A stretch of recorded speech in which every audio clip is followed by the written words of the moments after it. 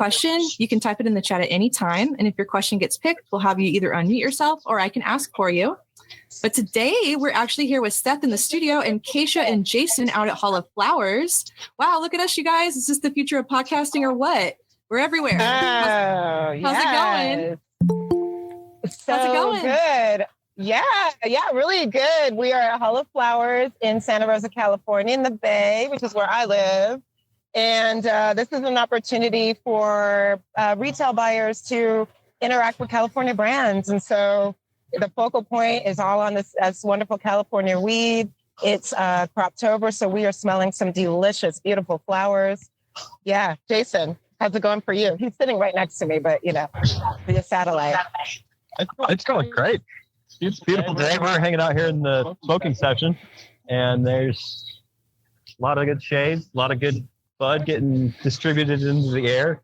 I've been through one of the three exhibit buildings, and I've been able to catch up with some of our big clients, working with Sizzy, Woodwide, seen Sog out there, Seven Leaves. I know Cam's in one of these buildings around here, so we're excited to see the best of the bud they have. Yeah, Lit House. Really, really good stuff that they're putting out.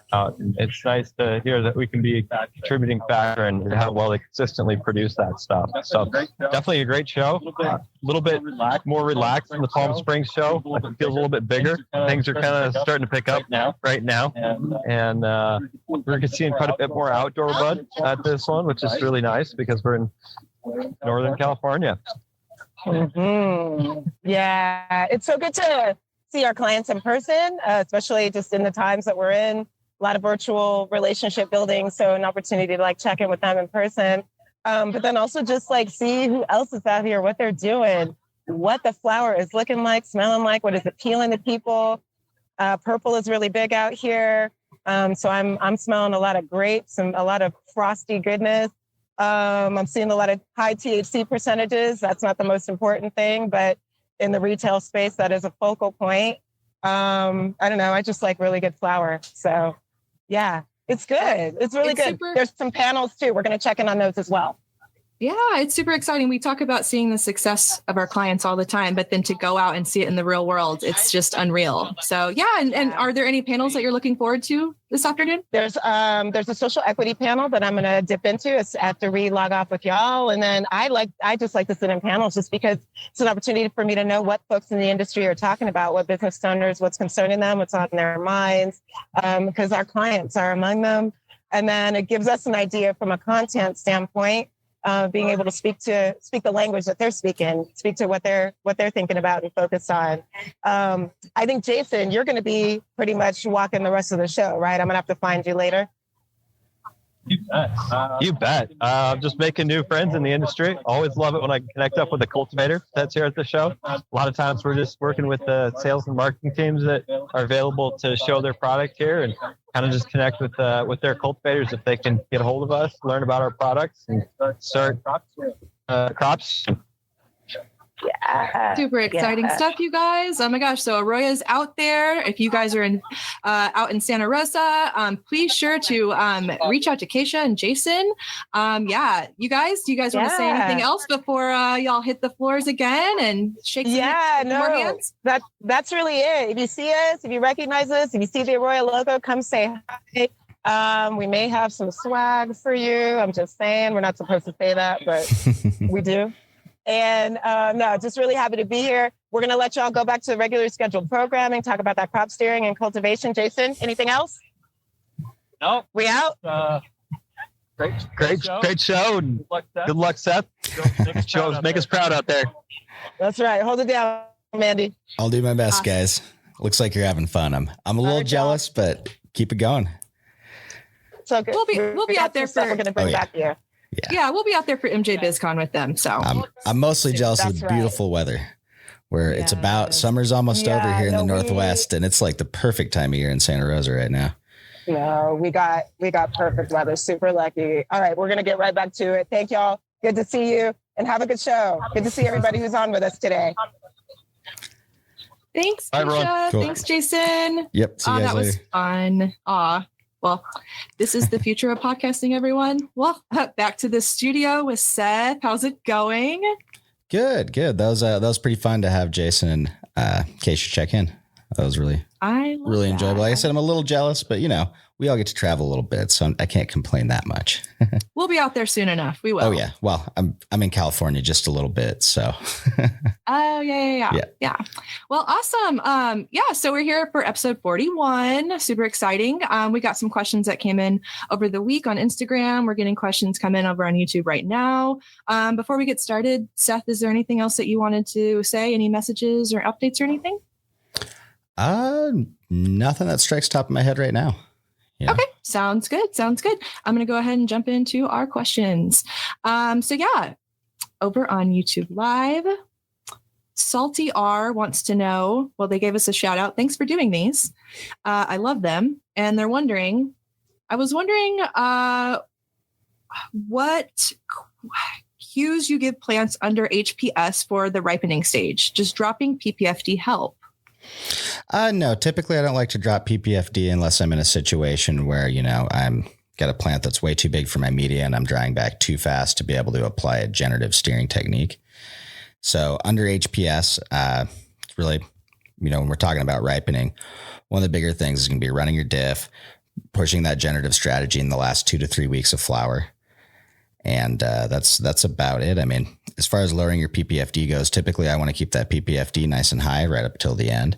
Again, though, there are considerations, right? Like if we're looking at week 8, maybe week 9, if you're lucky enough to run 9 weeks, you might be running into a situation where that last 7 days to 10 days, you're drying down so fast. You're like, man, I have to put on like 3 or 4 shots a day, or 3 or 4 P2s just to keep this plant from wilting. And that's, what we really want to avoid in the end game. So when we're talking about HPS, for instance, you might look at running like a slightly bigger media sometimes just to be prepared for that. So you go, hey, we're going into ripening. I know my target plant size. And based on my experience, I know that, say, a 1 gallon pot was too small for this plant size. So I'm going to go with the 2 gallon, but flip that smaller plant just like I would have in the 1 gallon. But give myself that bumper room so when I go into ripening, I can actually achieve the results I want to, especially if it's with a strain that I know is sensitive to that late cycle vegetative cues.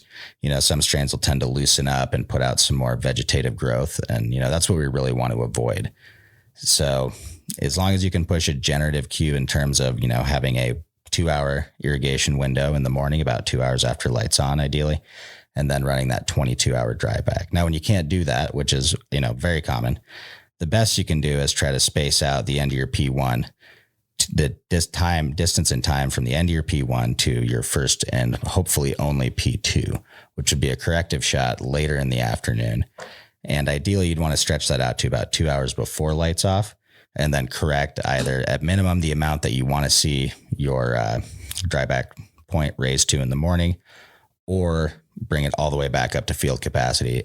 In the case of someone growing in, let's say, like a 6x6x6 Hugo, you're all too familiar with this. By the time ripening occurs, you're watching your water content just take a nosedive midday, topping it back up, watching it nosedive again, and then possibly topping it back off one more time before nighttime.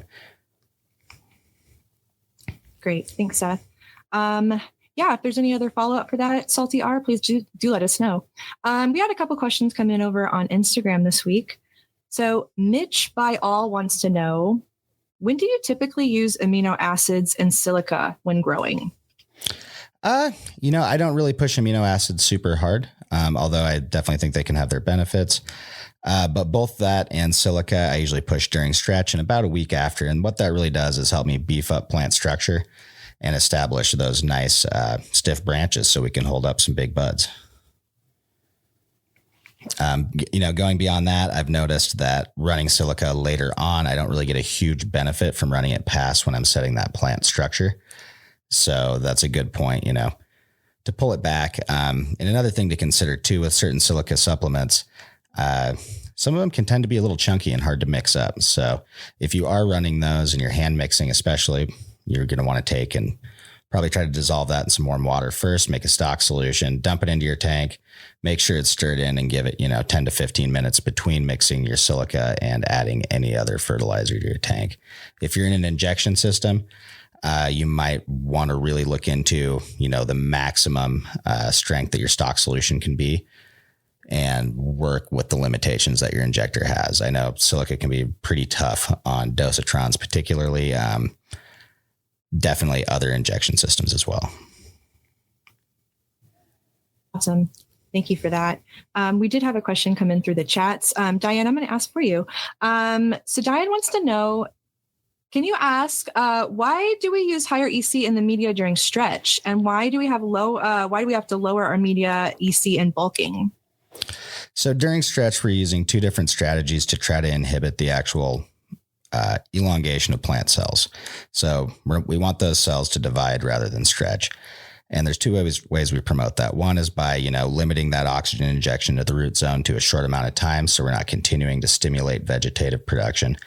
And the other way is by running some higher osmotic stress on the plant. So as that solution outside the roots gets more salty, it becomes more and more difficult for the plant to take water and nutrients into the roots. They've got to build up sugar content in order to deal with that osmotic imbalance. So when we're running a higher EC, we're effectively restricting how much water and nutrients the plant can uptake. And when we look at, our irrigation window, what we're doing is promoting growth early on in the day and then restricting it throughout the day more and more as time goes on with that rising EC. So when we get to bulking, if we suddenly have a plant that's adapted to a higher EC and then we lower it slightly, we don't totally reverse that osmotic balance in a high shock, but the idea is we're lowering the amount of salt outside the plant and the plant can have a much easier time uptaking water and nutrients. So then we get that more quick growth pattern that we want. And the idea there is, we're working with a plant that once we flip from 18 hours to 12 hours, or change the photo period, that switched it into a determinate growth pattern. So now we can work with timelines on knowing when the plant is growing different parts of it and try to apply these strategies in a way that's going to actually bulk up the flower. Perfect. Diane, you'll have to let us know if there's any other follow-up questions for that one. But thank you for that. We're going to go back over to some of our Instagram questions that we got. Cap Ain't Cappin' wrote in and wants to know, what's the lowest you'll go in Rockwool slabs in water content during generative steering? If we're talking about generative during stretch, typically I plan to hit 40%. And that's because I know if I'm going below about 35%, I'm going to promote dry pocket formation inside the media and reduce my field capacity. And one of the big benefits of running Rockwool is that, not only do we have a really consistent media, very uniform across, any given batch, but also it's that we can run that high water content. There are some Coco brands out there that will get up into the 60s and low 70s. Rockwool reliably is 65 to 75% volumetric water content at runoff. What happens is when we go down below that, we'll form hydrophobic pockets inside the media. And basically the way that works is, Rockwool is millions of little fibers crammed into this space. We have continuous contact on those fibers with water. Once that surface tension breaks along the fiber, the tendency is for the water to move away from that break in surface tension towards other parts of the media. So once you create that little dry pocket in there, this little bubble, we're not getting water to go back in because it's wanting to leave it. There's no surface tension, no cohesion inside of there. So yeah, short story long, I call 40% the bottom of my planning. And that's because I know that never have I had a grow where every plant is exactly the same. I'm always, if I'm doing real good, I've still, even in Rockwool, got a 2 to 5% variance in where, my different plants are in the room in terms of water content. So always set it safely and give yourself a little buffer room. Remember you're playing the game of averages.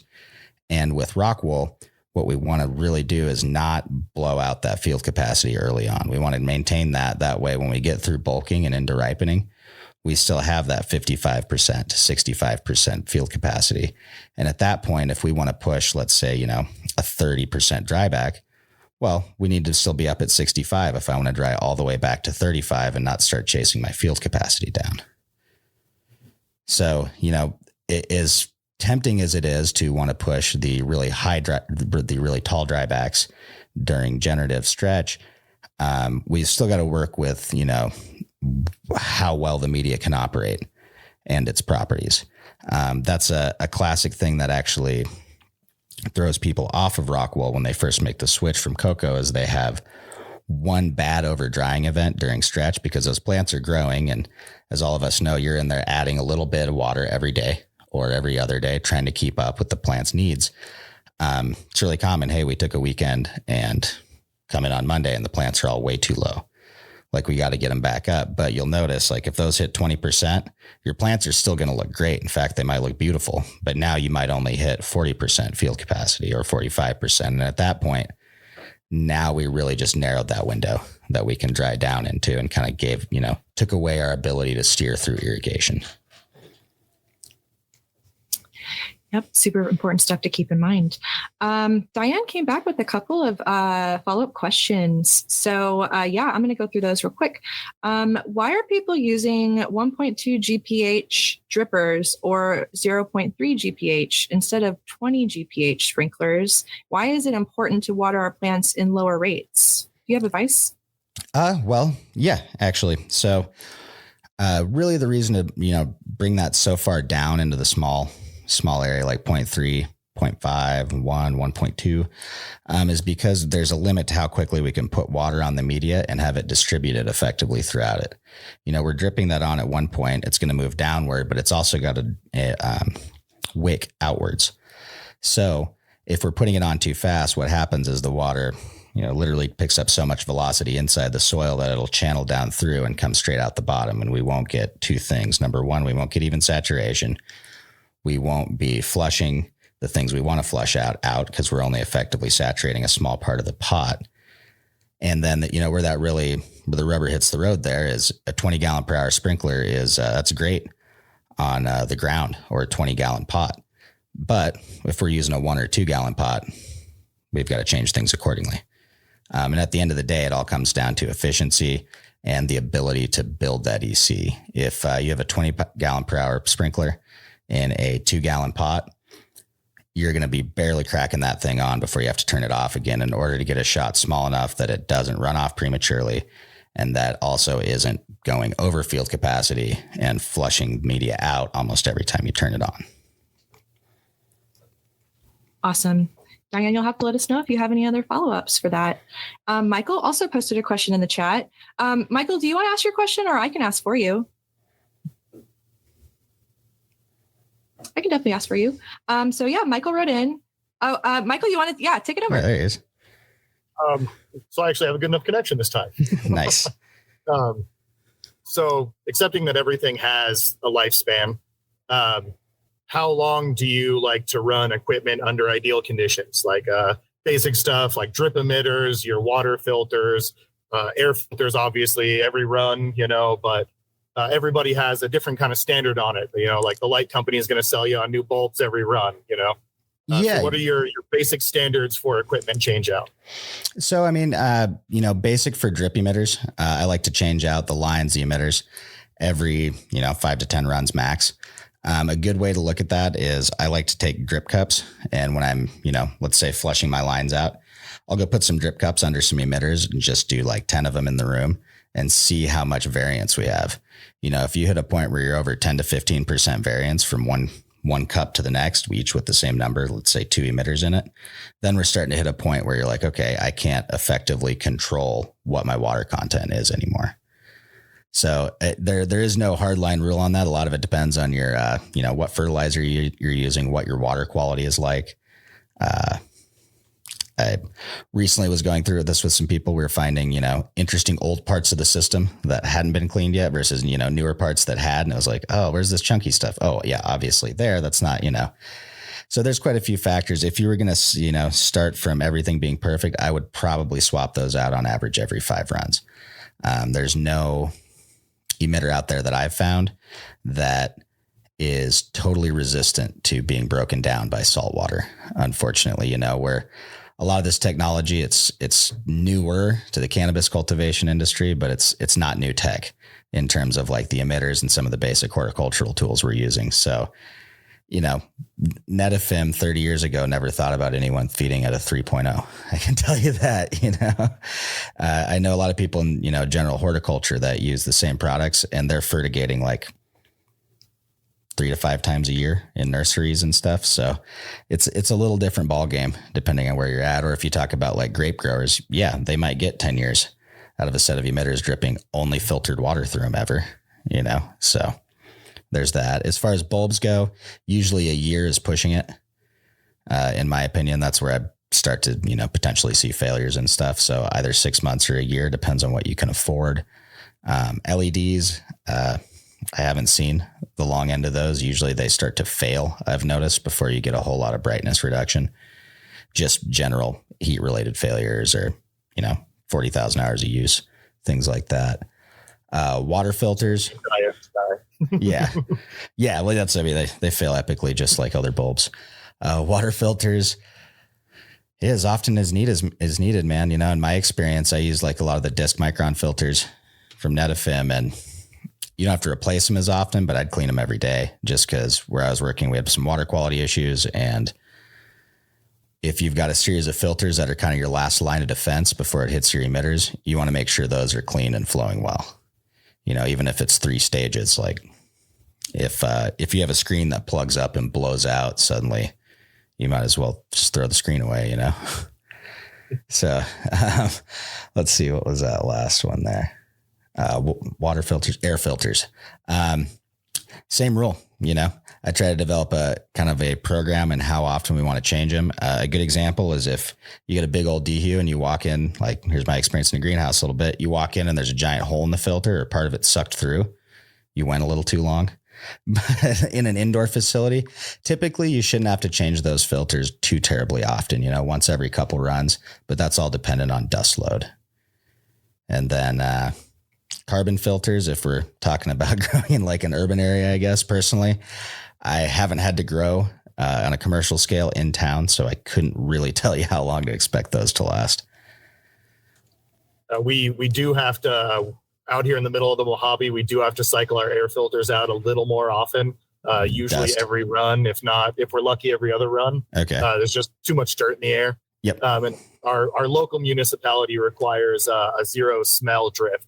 So we have carbon filters on everything. So far, we've gotten about a year out of each set. Okay, that's not too bad then. That's pretty livable, honestly. And yeah, you kind of nail it there with the dust. It depends on where you're at. Like here in Eastern Washington, growing in the greenhouse, most of the year, it's not bad. July, August, September hit when they're cutting all the wheat and garbanzo beans, and you're blowing through filters left and right. Your pad vents are like literally have mud on them and things. All that suddenly maintenance is a huge issue. You don't even really have to worry about too much the rest of the year. And it just sounds like you guys have that too. Dry part of the year is just rough. You're going to be changing out filters more in general. Yeah, pretty much. Yep. Thank you very much. Yeah, no problem, man. The struggles of a grower. Sorry. Thank you, Michael. It's good to see you. It's always good to see you. We had a couple questions in the chat. Welton, I don't know if this is a question, but I'm going to ask it. I was asked today if you could bury the Teros 12 sensor in Coco. Yes. Oh, you can. Okay. That is the answer, but you've got to. So like if we're talking about a much larger pot, number one, you're going to, 5, 10 plus gallon. You're going to want to use your installation tool. Try to set that height and then, possibly build your own tool that might help you bed that, but you're still going to want to bed it horizontally, all at the same height off the bottom. And then realize that, hey, when we were looking at our initial calibrations, we're looking at smaller pots. This is still going to be accurate. It might not be quite as accurate in, let's say, as in a 1 or a 2 gallon pot. But the biggest thing is going to be, depth placement and then how hard you can pack that cocoa in around it. And then just understanding like, for instance, if we're running, I know Welton a little bit, so I'll just say if we're running a big pot and we're looking at like, all right, we're really trying to monitor moisture content. One thing we did to even it out, maybe we're looking at putting perlite or a bigger cocoa chop or something to try to help with that oxygen penetration. Then you want to start to think about, okay, how are we going to get a consistent reading? If I've got something barky in the bottom of the pot that's really chunky, I might have bad contact. So yes, you can bury them. Just be as consistent as possible and don't always try to equate those readings to the exact same type of style that you would use or the exact same meaning as you would in your normal pots. Be a little more patient, be a little more conservative. And don't forget they're in there because they will get really, I have done that before a few times and they get so interlocked with roots that it's quite a project to get them out of that root ball later. great. Thanks, Seth. Sorry, Welton, that I thought that was a joke. I don't know why burying this sensor was funny to me, but okay, there we have a little bit of clarification on that one. Big pots. I learned something new on the show every day. He says, thanks, you guys. We got a question that came in over on YouTube. Greg wants to know, UV light is more important. What do you think is best for indoor growers? UV light is more important.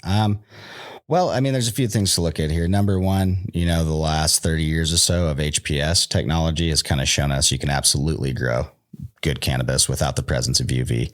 You can sit under that HPS all day and you're not getting a sunburn. You're going to get hot, but you're not going to get a tan.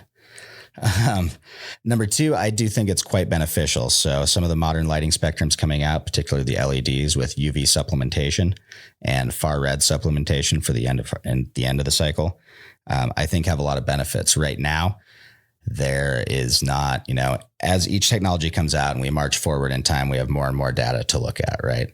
So right now, evaluating something like UV supplementation, it's tough to put a number on how that's going to affect your yields. Personally, I think you can look at potentially increased quality from something like UV supplementation. The closer and closer to the sun we get, the more we're harnessing everything the plants evolved to take advantage of over the last couple million years. But that all comes at a price, right? So I think it's really hard to quantify now. However, if you're in the market for new lights, it's never bad to go with some of the more high-end tech and set yourself up to be, there ready to go as the market moves forward into that next phase where that, like UV supplementation now is a little more rare in grow lights, but as we go forward, it's going to become more and more common. Just like far red, just like full pet spectrum, we're not very many people are producing or buying the classic blurple lights anymore. And that's for a reason. And I'm not saying they're terrible by any means. You can grow some great weed under blurple too. But, science kind of always marches forward.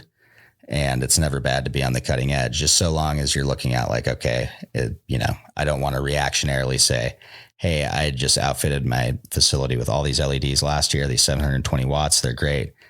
The new ones came out, I need to go get them now. Like, it's very dependent on where you are at with your grow and where you're at with your finances and investments, because it's not always worth it to just always upgrade to the cutting edge if you're not actually getting ahead financially on the deal. And unless you're just doing it purely for the joy of watching these lines on the graph, then by all means, please do it. Yeah. I mean, if you have the money, investing in cultivation is so important, but it does come down to what resources you're working with and how much money you got. Mm-hmm. We had a couple of questions that came in through the chat. Diane wanted to know, what's better, calcium nitrate, calcium carbonate, micronized, or calcium chloride? What's the better product in your opinion? It depends on what you're mixing it with and what you are trying to do. Like calcium nitrate's great when we want to provide a nitrogen source, of course. Calcium carbonate, the micronized version can be good. That's a decent calcium supplement. Calcium chloride can be used to sanitize. You're also getting some calcium in there. I like to use potassium silicate myself because most of your commercial fertilizers already contain calcium nitrate. So typically I'm not trying to add a lot more nitrogen when I'm supplementing calcium, especially if I'm, it's a little later on in flower, it's not early. So is any better? Depends on what you're trying to use it for, I would say, completely. If you're at a point where you're worried about, if you're mixing your own several part salts, you might probably want to look at what some of the more successful commercial fertilizers are doing in terms of what nitrogen and calcium sources they use and try to start mimicking that. There's the only secret sauce in fertilizers are really the people who are designing them and figuring out how to manufacture them so they dissolve well, are clean and easy to use, and provide everything you need. Unfortunately, with things like MSDs, they have to disclose the majority of what goes in there. So I would evaluate it that way, honestly. Great. And he also had a follow-up question. This might have been context for the question. I'm also growing in 3-gallon pots, and my plants are 6 to 6 feet tall. Is that a small pot for that big of a plant? I'm in Coco and perlite. Oh, no, not at all. I mean, you could go down to a 2-gallon pot easily enough if you switched away from the perlite and went into straight cocoa, maybe even down to 1.5 gallons.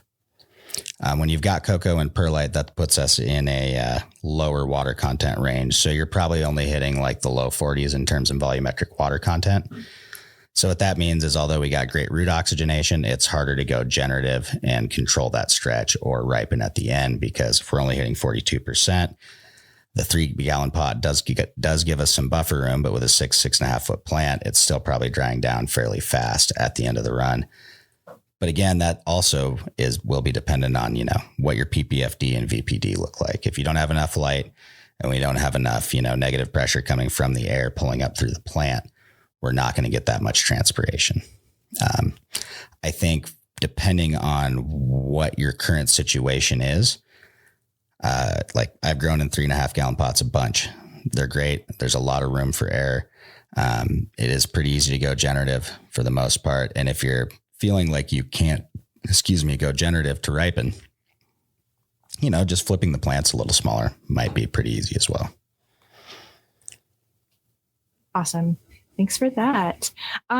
So it's a little quiet over on YouTube, but you guys here in the chats with us, please let us know if you have any follow-up questions. I know we're kind of chatting about some lights in the chats. If you guys want to actually, start the discussion with Seth, we can go ahead and do that.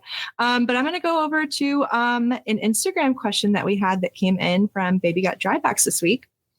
So she wants to know, like, in your experience with some of our clients that have our system and some of our sensors, what are some yield increases that you've seen with some of those? What are some of the basics that some of the smaller operators can get to start seeing some yield increases? Yeah. So it really depends on where you're at. If we're down in, especially we're talking about smaller operators, a lot of people are talking about pounds per light. If we're down in that 1.5 range, there's a good chance that just tightening things up, using the sensors to quantify the changes we need to make can get you into that 2.5 to 3.2 pound range. Pretty easy, provided you're using a 1,000 watt HPS or equivalent. What I do find very, very nice about working with some of the smaller growers is, when we're talking about making some of these changes, typically when I come in, one of the first things I see is under dehumidified. So that means they've hit a point where we've already outgrown how much humidity the system can handle. So that is one bummer. You buy a bunch of sensors and the first thing you do is notice I got to spend more money. But when you have a smaller grow, sometimes that quantity that you have to spend is not nearly as much. If we're talking about 2,000 square feet of growing space versus 20, suddenly that humidity problem is not quite as scary. If we're in a big greenhouse and it's going to take $10,000 to buy, not even 2 dehus to barely do anything in here, suddenly that's a huge problem. But on that smaller level, we can affect things. So number one is humidity. Number two, on a basic sense, just like what Diane was asking about earlier, getting a pressure compensating, very controllable drip system, because we've really got to, in order to be able to meet the EC goals, we've really got to be able to moderate that runoff to a very precise level. So that's a huge part of it. If you don't have the control, or let's say you're limited to go way old school, limited to 8 irrigation events a day. Okay, well then that's probably not enough at that drip rate to be able to accomplish what we want to in terms of bulking steering. So those are two of the big limitations I do see people consistently run into. Another huge one, honestly, is crop consistency. It's really tightening up those cloning SOPs, making sure your plants are all coming out at very even heights. So by the time you get them rooted in and you can flip them, you have really good consistency across your room. And then, kind of identifying a lot of those smaller points that are costing you time and money, and starting to, get rid of some things that maybe aren't helping out, or, again, just tightening up, a lot of your veg protocols in early flower. I've met quite a few people that are environmentally have the capability and control. They're nailing it. The thing they're battling is how do I get my clone consistency good?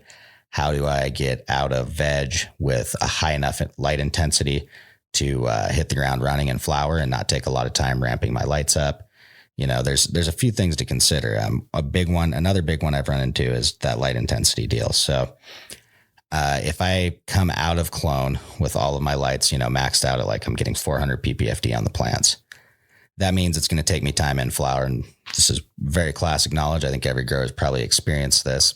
If they haven't, they have been warned not to. But, when you take those plants that developed leaves under that low ppfd environment and move them into a much more intense environment, you just sunburn them essentially.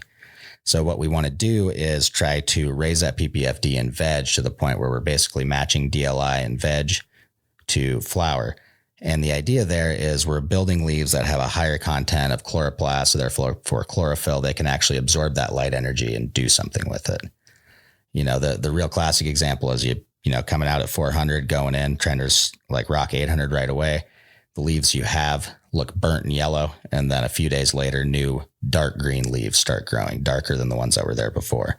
And those ones are hardened off to that higher ppfd environment. So in terms of what, AROYA, where AROYA comes in with that 24/7 data logging allows you to see like, okay, exactly what kind of fluctuation we're having in VPD and when it's happening.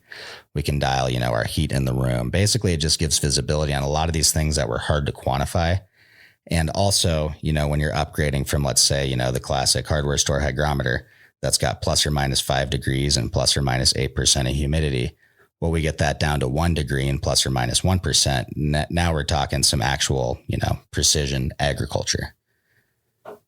If we have plus or minus 5 and that's a 10% swing on temperature, I can't help you dial in your VPD very well because we can't actually see what that temperature is. And the same thing with your humidity. So without having the tools to really dial this in, it's very, very difficult. And you could end up in a situation where like, hey, you've got a beautiful facility that's just built amazingly and everything's really easy. Well, now you move to one that's got some compromises. Being able to quantify what's actually the problem suddenly becomes difficult because you might not realize how important certain aspects were at the previous facility where everything just worked nicely. It's all about being able to dial in on what needs to be improved. Thank you for that, Seth. Michael posted a question in the chat. So you want to go ahead and take it over? So obviously, much like nutrient lines, many companies have, a light that works beautifully, but what are your, call it your top 3 recommendations for an LED fixture, and what are you looking for to recommend those? Well, honestly, right now, I just kind of nerd out on the features. And then one of the next big things I look for in a commercial setting is build quality and warranty. How confident are they to last? Because I've definitely seen some out there that I really like. ThinkGrow's one that I've been playing around with lately. If I had to go buy 100 of them at once, I might feel a little differently about that. It's a good way I'd put it, in that $1,300 a light range. And I know with every company, when you buy more, you can usually pull the price down a little bit. But, I've seen good things out of Fozy, Gavita, ThinkGrow, Science LEDs. A lot of them out there right now are really good. And another important thing to remember is there's only so many producers of LED chips in the world. So a lot of these lighting manufacturers, especially when you're looking at some of the newer ones coming out, they're using really good high-end components, a lot of them from the same factories. So the difference you're looking at is build quality, again, warranty, how well they're going to last in a commercial setting. And usually they'll boast about what chips they have, And then what are your standards for PPF that you're looking for and your PAR spectrums that you're looking for? Are you looking for something with that UV additive at the moment? Are you looking for something with that red influence? Where are you trying to steer your lights? I like having the UV supplement. I do like having that far red, especially for ripening. Because if you think about it, in the fall, the Earth's tilting away, the sunlight's going through more of the atmosphere. That's where that red color comes in. So I like having that. On a commercial price point, I don't know if it's worth it to focus more on that. Personally, I would rather be seeing myself getting a light like the 1930Es that can push up to 1,700 plus PPFD. That's what we're running commercially, and they run fucking commonly. They're Exactly. a little warm, but they run great. Well, and the other thing is like the 720s and stuff, they're awesome. They're great. But what is your facility like? Like, man, if you got 16 or 20 foot ceilings and everything's suspended and it's just a pain in the butt to even get a ladder up there. Yeah, you probably want to go with the more powerful fixed light that you're not going to mess around with. If you got the 720s, man, if you want to crank some weight, you're going to have to be getting them down and really fine tuning that, You got to set up one of those fucking rack systems. Yep. And that's, more of that's coming out. Like ThinkGrow actually put out a little light winch, basically I'll call it, or hoist, but it's a little self-contained unit that's a lot more cost effective than going to like Granger or something and buying, electric hoists, which is something I've seen and been like, whoa. There's a lot of thousands of dollars to raise and lower those. I mean, it adds up quick for that type of stuff. So I think that's a big thing to take into consideration. What can we achieve here? If I'm in a room with 8 foot ceilings, I'm growing small plants. Like, okay, yeah, let's get some cooler lights and get them right down on them and work that way. Awesome. Thank you very much. Yep. This is a good question, actually. Thank you. I love talking about lighting. Thanks for your question, Michael. Welton wrote in, what's the highest EC you've successfully ran for strains like diesel throughout the entire flower cycle? Have they had a successful run when the sensor is consistently maxed out at that 30 EC day after day? That's definitely pushing a little high values for sure. Have I seen successful runs where the meter's maxed out? Absolutely. Does that mean it's ideal? I don't really think so, would be a good way to put that.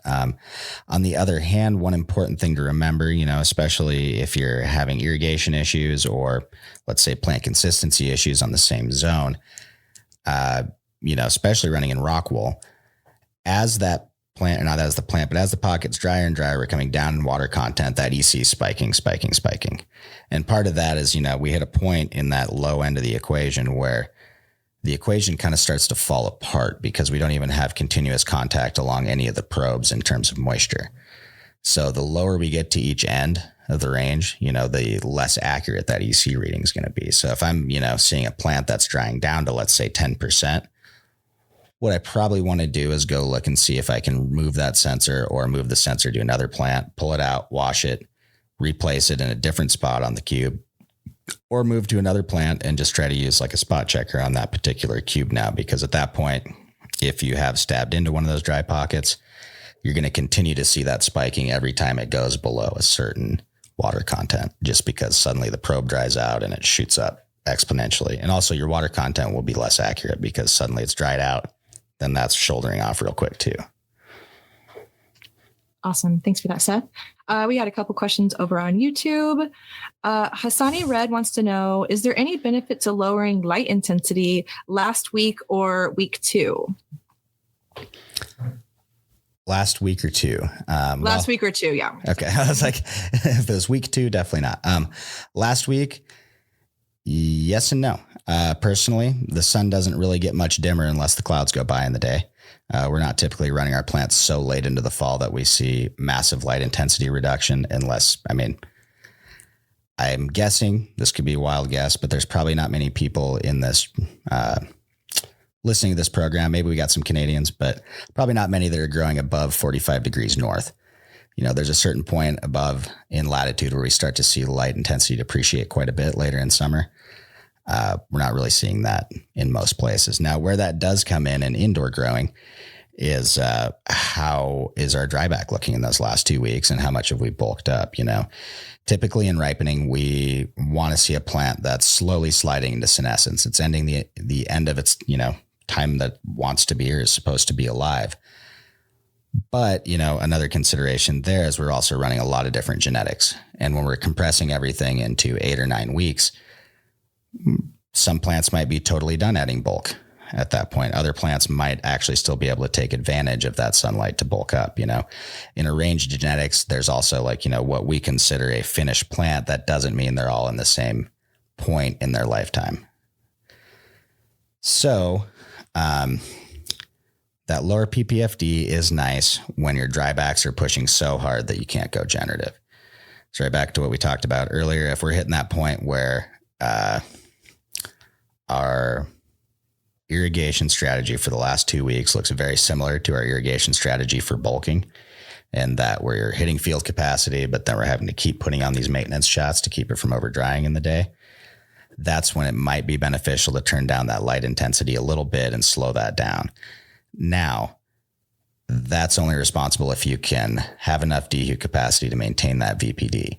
For instance, if you've got HPS lights and we turn them down 20%, that's 20% less energy being distributed through the room and the air, less burn off effect in the humidity. So if you have enough VPD and your pot sizes, or enough dehu capacity and your pot size is correct, typically you do not want to turn down the lights during that time period, would be a good way to put that. But there are times when it can be beneficial. Good notes out there for growers. Okay, another question came in. Salty R wants to know, what about weather in rooms for ripening under HPS? So things like temperature, relative humidity, and VPD. Do you have any advice for them? Yeah. So, under HPS, we're going to be, the biggest difference between HPS and LED is how they influence leaf surface temp. With an HPS, we have a lot more radiant energy coming out, striking the leaf surface.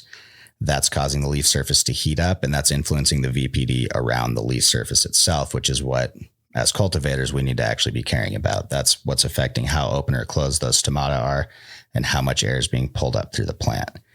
Now, because there's not currently a good clip-on leaf temp sensor that wouldn't, be hanging the leaf down, we don't have a real-time, idea of what leaf temp is. So how we calibrate that is you go out, use a laser thermometer, measure your leaf temp and say, okay, my leaf temp is, like with an HPS, typically anywhere from like 3 to 6 degrees above the ambient room temperature, because it's getting that radiant heat. It's tanning, even though I said you can't tan, but there is more radiant heat under an HPS. You can feel it on your skin if you're under there. When we get to the LED, a lot of times that leaf surface temp will actually be colder than the ambient room temp. So what we're trying to do at any point in the plant's life cycle is correct for that differential, right? We want the leaf surface temp to be at an ideal temperature. So when we're talking like stretch, typically 80 to 82 or 78 to 84, widen it up. But what we're really tuning the room temp to is that leaf temp. So if we're looking at ripening in an HPS room, leaf temp, we're going to want to shoot for, daytime 75 or so. Nighttime, we want good expression down at 65 degrees Fahrenheit. If we're talking about humidity, we want to maintain above a 1.1 to 1.2 day and night. And that's where it becomes difficult in ripening sometimes. If we've got really big chunky buds, we might even be wanting to run up to a 1.6, 1.7, 1.8 in the daytime, just to ensure, especially if you're in an area that's known for botrytis, like a lot of the Northwest, anywhere that's got orchards, so much of California too. At that point, then we've got to make sure we can pull that VPD or pull the moisture out of the air at night. So in the daytime, we might be talking about like mid 50s humidity, low 50s, but in the night, at 65 degrees to maintain a 1.2 plus VPD, we're going to be in the low 40s for humidity. And that's where sometimes the challenge comes in pushing this large amount of biomass in a room and getting it to ripen without having mold or powdery mildew problems. Awesome. Thank you for that, Seth. So I totally forgot to mention earlier, we had a question come in through our app, through the AROYA app. Clients that have AROYA, I don't know if you guys know this, but you can submit questions to Seth and Jason in the Resource Center. And we had a question come in this week from Mark at Green Theory Cultivation. They want to know what's the optimal NPK, calcium, magnesium. What are the optimal nutrients for each stage of cannabis during the growing cycle, the flowering cycle? Excuse me. So there is no totally optimal NPK. We're looking at typically a ratio of like 2-1-1 at the max, not 2-1-1, but 2 to 1-1. So twice as much nitrogen as the other two early on, for more like a veg fertilizer. But as it goes on, typically the biggest thing you want to look for in a fertilizer regimen is you want a good clean nitrogen source for your first, stretch when we really need that nitrogen. And then you want to be able to have the ability to pull that nitrogen back and pump up your P and K ratios. So I wish I had a solid advice or a solid answer for you. But the reality is that it's a kind of a broad subject, and we could run a bunch of different fertilizers right next to each other, use tissue analysis, and still not see a lot of statistically significant differences in what the plants actually look like. So it's about application. It's about how clean they are. And then again, it's about looking at, can I pull that nitrogen out? What are my options with this? Because at the end of the day, each strain is going to have a different preference. And so it's going, okay, how can we manipulate what we've got in our system to actually work with this? And, for example, I have plenty of clients that are mixing their own salts, 8 and 9 part formulas. We've got people buying Jax. We've got people buying Athena. We've got people on Front Row, hydroponics research, just about every nutrient. And the biggest difference I see between success with different nutrient lines really comes down to water quality, EC levels, and strains. So certain areas, certain formulations won't work with your water very well unless you filter it. I know I've experienced that with some, variable quality water from around here, where at different times of the year, the pH comes out different. Sometimes it has a lot more like carbonate content and other things in it that tend to bind up with the nutrients. So it's difficult to get it to mix. I wish I had a straight answer for you on that one. But one of the biggest things is finding the one that works for your facility, AKA your water quality, and actually mixes well and plays nice with your equipment. And then determining, okay, do I need to run this at a higher or lower EC? And unfortunately, if we go back 10 years, a lot of what I learned in college, hey, you can take most fertilizers and start at half strength and go from there. Well, one thing we discovered with cannabis is you can try that, but once you've got these sensors, you'll learn that that's a pretty imprecise way of monitoring that. Sometimes I can take a plant and say, wow, that's looking really deficient. Let's just ramp up the EC in the root zone. We'll go up 2 points and we don't notice any more deficiencies. All about dialing it in for your different strains. Thank you for that. Yeah, we're rounding out our hour here with Seth. So if anyone has any questions here with us live, please do post them in the chat. I'm going to try to get to the YouTube questions really quickly. Okay, so Nana wants to know, I'm curious why salt-based fertilizer products are running such dramatically higher EC numbers. Have you seen that, Seth? Yeah, I guess I'll really break down part of its marketing, in my opinion. If you're buying liquid fertilizer, that means you can afford it, which means you might not be on the commercial size of cultivation that a lot of salt, people that buy salt fertilizer are. What it comes down to is a lot of brands, they'll have a liquid and a salt formulation. If you look at the two feeding schedules, one is showing a lower feed EC. The reality is the person buying the liquid nutrients probably doesn't have, something like AROYA. Some do. I do have some customers that use liquid nutrients that tend to be in a lot smaller facilities. But with the way EC works, what AROYA allows you to do is keep your EC inside of a certain range and actually, reliably do that day after day. And without that, it's a lot safer to run in the lower EC ranges, because what really hurts plants in terms of EC are sudden spikes up and down.